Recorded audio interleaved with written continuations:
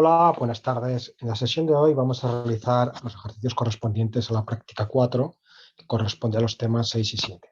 El primer ejercicio es un ejercicio de verdadero o falso, donde tenemos que indicar si una serie de afirmaciones son verdaderas o falsas razonando la respuesta. La primera de ellas dice lo siguiente: en el corto plazo todos los factores productivos son variables. Esta afirmación es falsa porque el corto plazo se caracteriza precisamente porque algún factor de producción es fijo. Normalmente, si consideramos trabajo y capital, el capital se considera que es fijo a corto plazo. B. Un beneficio económico igual a cero significa que la empresa obtiene un beneficio inferior al que podría obtener en otra actividad. Esta afirmación es falsa, porque un beneficio nulo en términos económicos significa que el beneficio contable es el mismo que el empresario podría obtener en otra actividad alternativa. C. Para la economía, el verdadero coste de un recurso es su coste de oportunidad. Esta afirmación es verdadera, porque en economía el coste de un recurso viene dado por todo aquello a lo que renunciamos por su uso, es decir, el coste de oportunidad.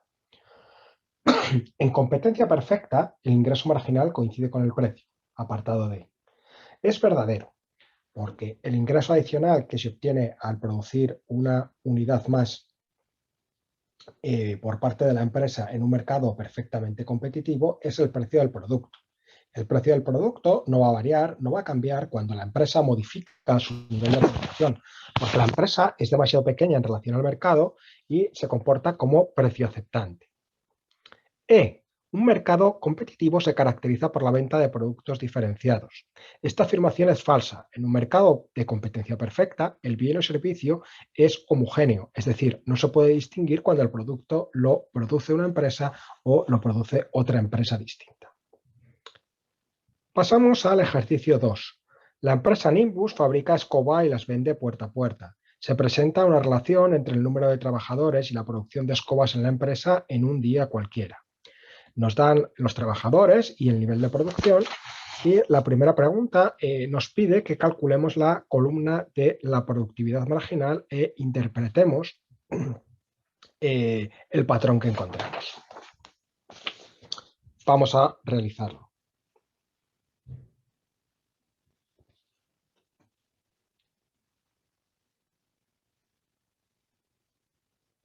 Tenemos el número de trabajadores que representamos por L y la producción que representamos por Q.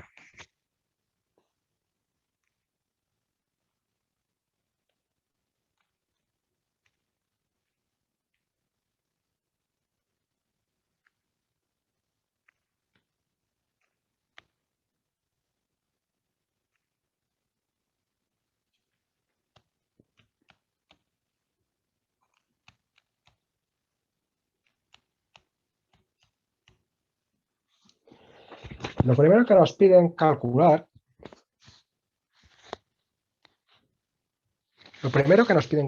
es la productividad marginal. Para calcular la productividad marginal tenemos que tener en cuenta que la productividad marginal, en este caso del trabajo, es el incremento de la producción asociado a la utilización de una unidad de factor productivo, en este caso de trabajo, adicional.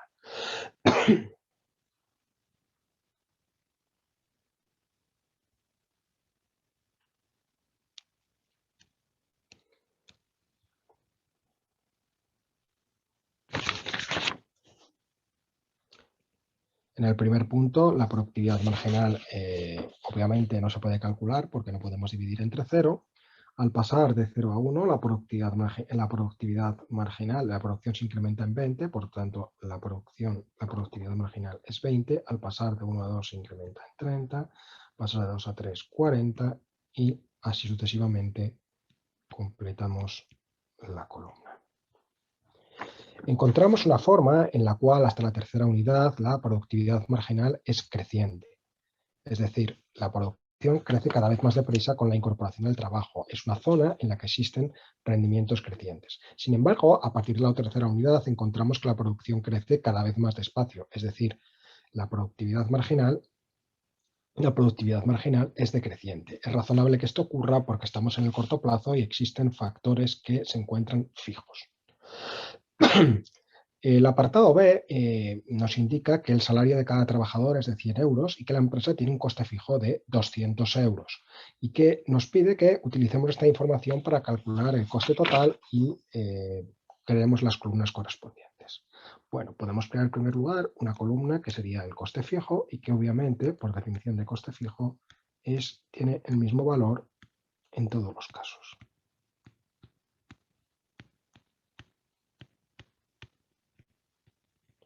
El coste variable simplemente va a venir dado por el número de trabajadores multiplicado por el salario. Todos los trabajadores obviamente cobran el mismo salario.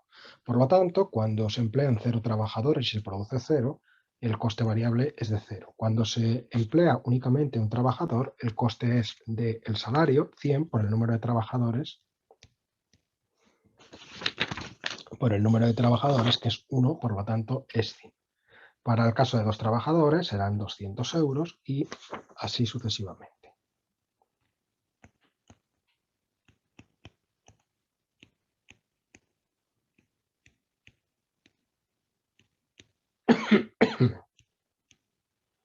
Calculamos el coste total, que simplemente es la suma de coste fijo y coste marginal.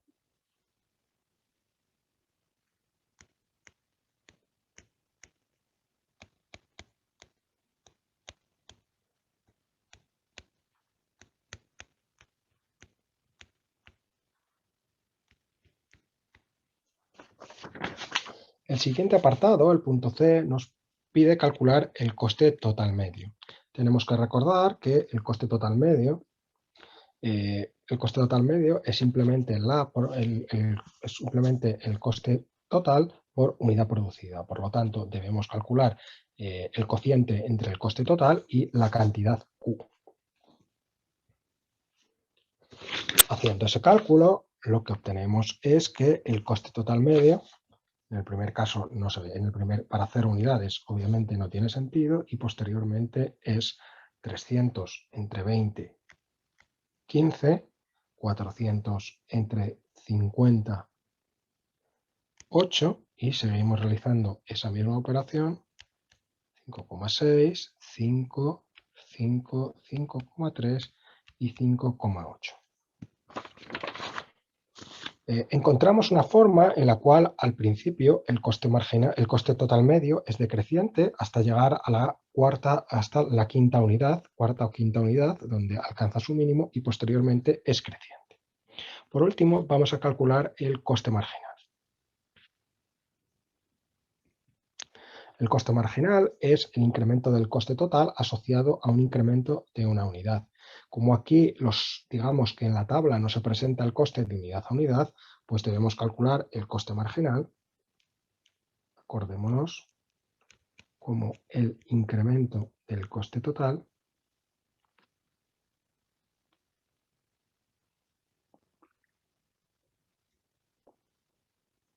dividido el incremento de la producción.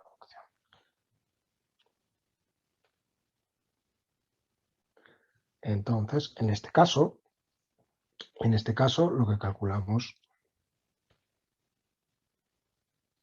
pues por ejemplo, para el paso de 0 a 1, el paso de 0 a 20 unidades, lo que calcularemos es el incremento del coste de 200 a 300, es decir, 300 menos 200 dividido el incremento de producción, 20 menos 0. Eso, por ejemplo, para el caso del paso de 0 a 1, pues nos da un coste marginal de 5. Para el caso de pasar de 20 a 50, lo que haremos es el incremento del coste, 400 menos 300, dividido el incremento de la producción, 50 menos 20. Y eso es 3,3. Realizando esta operación de manera sucesiva, completamos la tabla.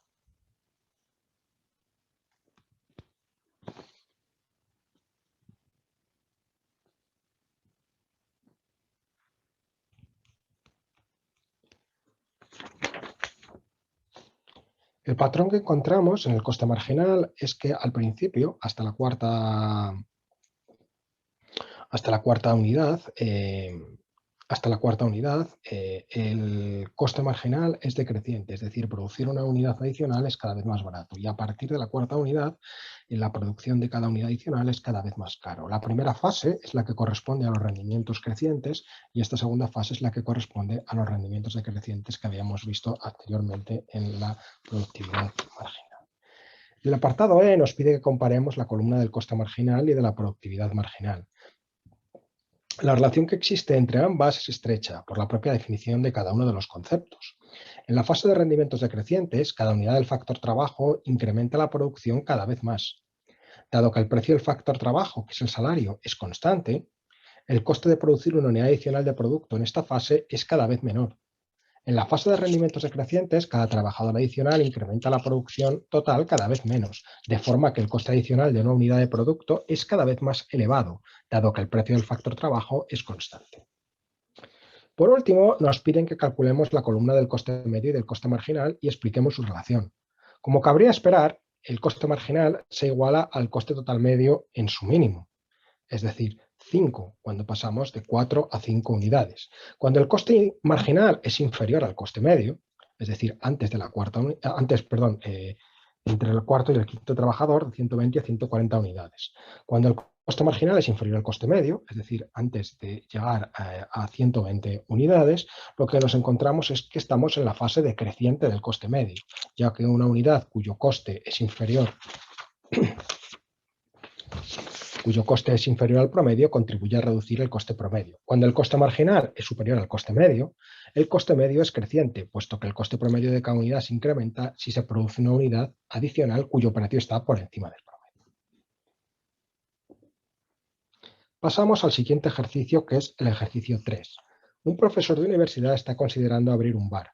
Estima que el alquiler del local y la compra del producto para vender le costará 500.000 euros al año. Además, esta persona dejaría su trabajo como profesor, por el que gana 20.000 euros al año. A. Define qué es el coste de oportunidad. El coste de oportunidad de una actividad se define, recordemos, como todo aquello a lo que se renuncia a cambio de realizar dicha actividad. Incluye tanto desembolsos que se tengan que realizar efectivamente en dinero como ingresos que no se materialicen.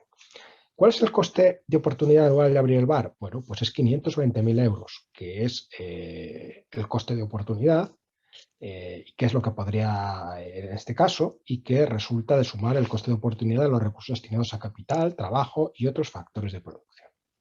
Si el profesor piensa que al abrir el bar puede obtener unos ingresos de 510.000 euros, ¿debería abrir el bar? Pues no, no debería abrirlos porque tendría pérdidas. Ganaría más en la universidad. En la universidad ganaría 20.000 euros y con el bar ganaría 10.000 euros. Por lo tanto, como ganaría más en otra actividad, no lo abrirá pese a existir beneficios contables. El apartado 4, lo que se pide es que consideremos el coste total y los ingresos totales de la tabla y contestemos una serie de preguntas. Vamos a presentar la tabla, en la cual se nos proporciona el coste total y el ingreso total en euros.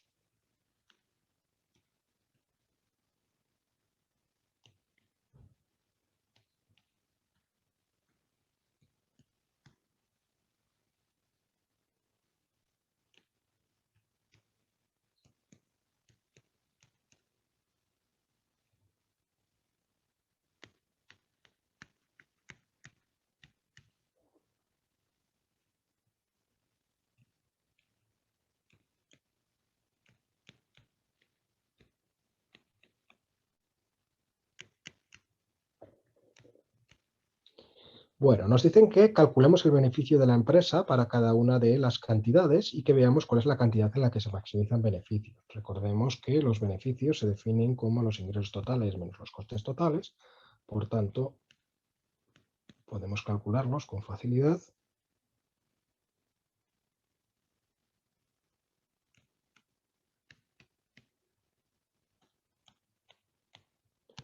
Y podemos ver que los ingresos, que esa diferencia entre ingresos totales y costes totales, es decir, los beneficios, se maximizan entre la quinta y la sexta unidad. La empresa estaría indiferente entre producir 5 y 6 unidades. Lo que nos piden ahora es que veamos que efectivamente se encuentra lo mismo utilizando la regla de el ingreso marginal igual a coste marginal, es decir, que con eso se maximizan beneficios. Recordemos que el ingreso marginal no es nada más que el incremento de los ingresos asociado a la producción de una unidad adicional. Entonces, al pasar de 0 a 1 unidades, los ingresos pasan de 0 a 8. Al pasar de 1 a 2 unidades, pasan de 8 a 16. Y así sucesivamente. Podemos ver que el ingreso marginal es constante, posiblemente es porque se trata de un mercado perfectamente competitivo y 8 es precisamente el precio, aunque no nos lo dice. Podemos calcular el coste marginal y el coste marginal es el incremento del coste asociado a la producción de una unidad adicional. Entonces, de 0 a 1 es 1, de 1 a 2 es 1, de 2 a 3 es 1, de 3 a 4 es 2, de 4 a 5 es 6, de 5 a 6 es 8 y de 6 a 7 es 10. Como podemos ver, precisamente, ingreso marginal es igual a coste marginal exactamente entre la quinta y la sexta unidad. Y por lo tanto, se maximizan beneficios con la condición de ingreso marginal igual a coste marginal. Por último, lo que nos piden es que dibujemos, que representemos gráficamente el ingreso marginal y el coste marginal.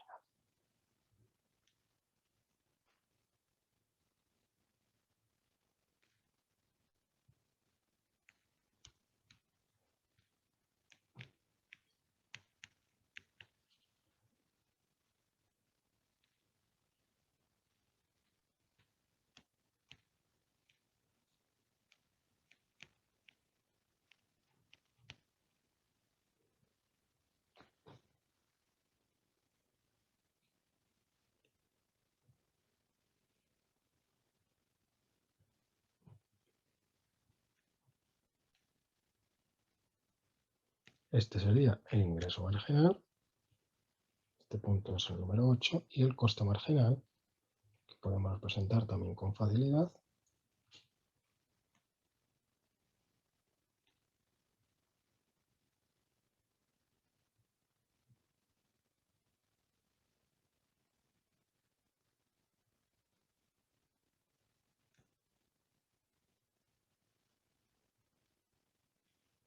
Sería algo así, este sería el 10, este sería el 1, aquí estaría el 2, aquí estaría el 6.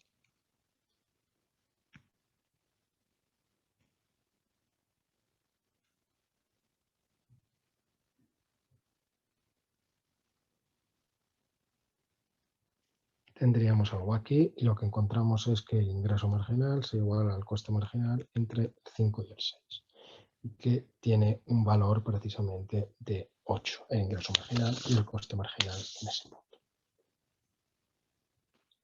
El último ejercicio se trata de una empresa que opera en un mercado perfectamente competitivo y de la que disponemos de la producción y de los costes variables. Y nos piden que si cada unidad del producto vale 7, determinar la producción de la empresa, su beneficio y si cierra o no en el corto plazo para distintos niveles de coste. En primer lugar, calculemos la tabla.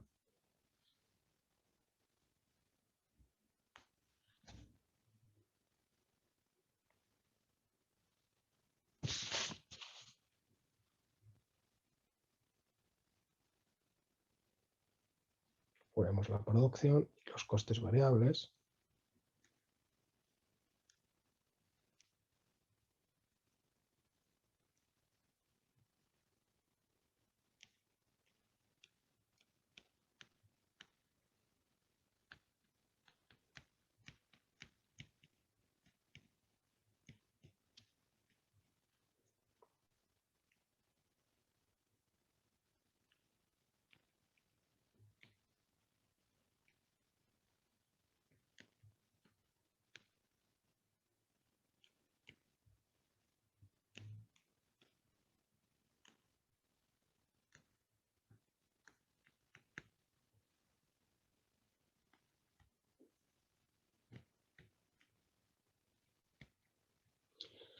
Bueno, lo que tenemos que tener en cuenta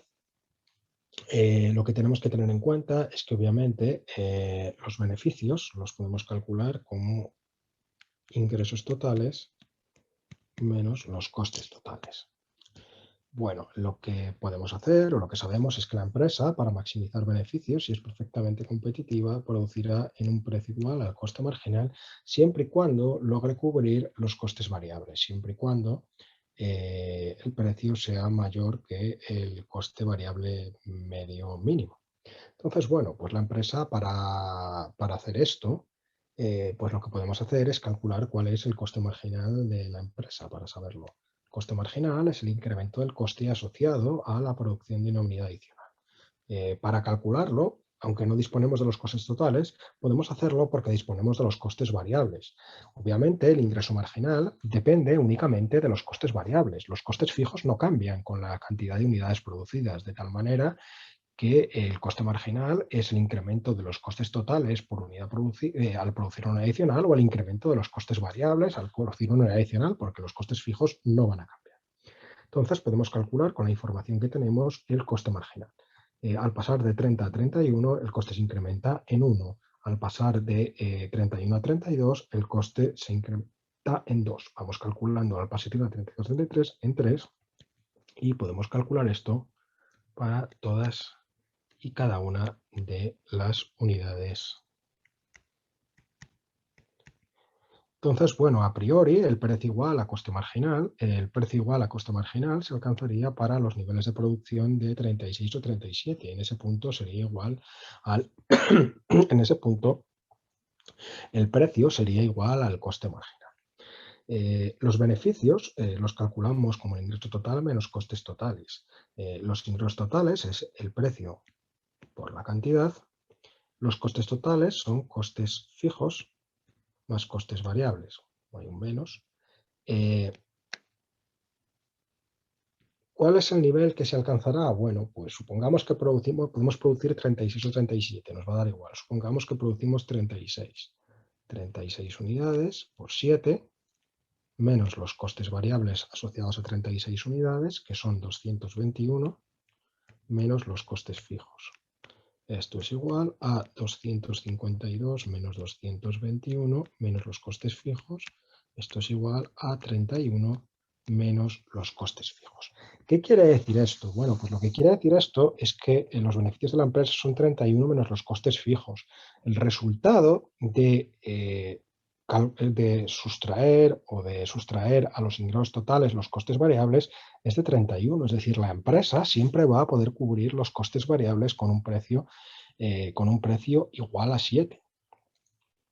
Y los costes fijos, la empresa no los va a tener en cuenta a corto plazo. Por ejemplo, vamos a ver por qué. Vamos a ver para decidir si permanece abierta o no. Entonces, si el coste fijo es de 10 unidades, entonces el beneficio será igual a 31 menos 10 igual a 21. ¿Qué pasa si, por el contrario, el coste fijo es igual, como nos indica el apartado B, a 50 euros? Pues bueno, en este caso,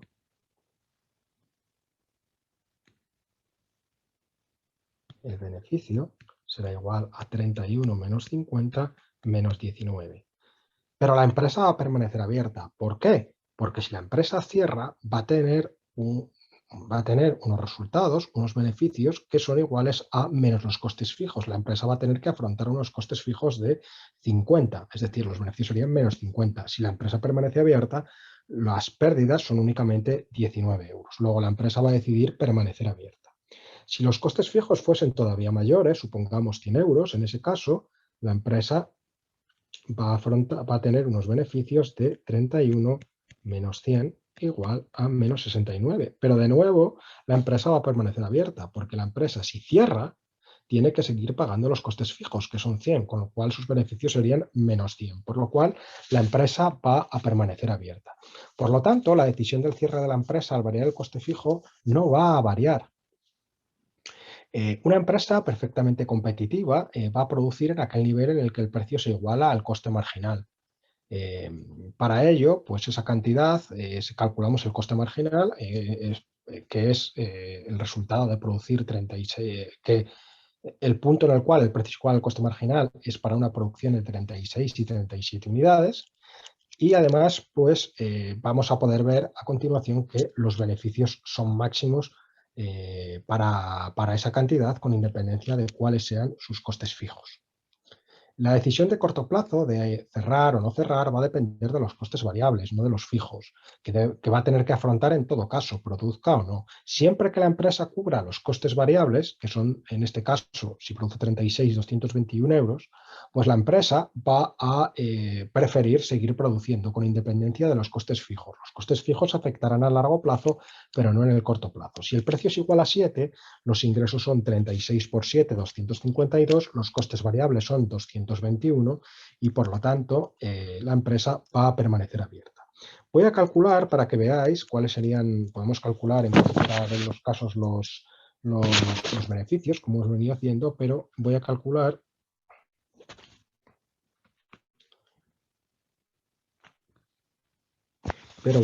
simplemente para que lo tengáis ahí. El resultado de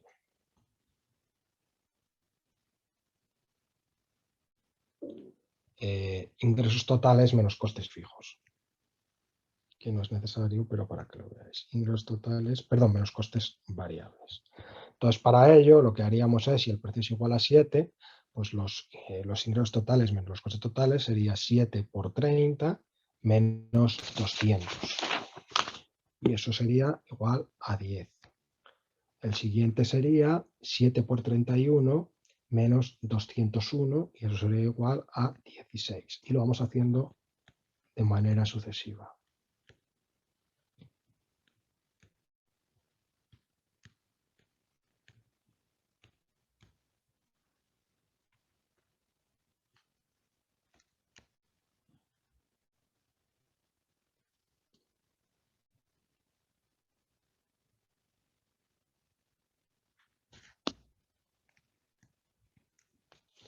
Y bueno, pues ahí lo tenéis. Como podéis ver, la diferencia entre ingresos totales y costes variables se maximiza precisamente entre la unidad 36 y la unidad 37. Simplemente es lo mismo que hacer precio igual a coste marginal. Aquí la clave simplemente es que la empresa cubre en todo caso con un precio igual a 7, cubre los costes variables y por lo tanto siempre va a permanecer abierta a corto plazo, sea cuales sean los costes fijos. Porque si la empresa cerrase tendría que pagar una cantidad mayor, los costes fijos. Si la empresa está abierta, puede pagar los costes variables y con la parte que excede los costes variables pagar parte de los costes fijos. Luego siempre va a ser mejor permanecer abierta.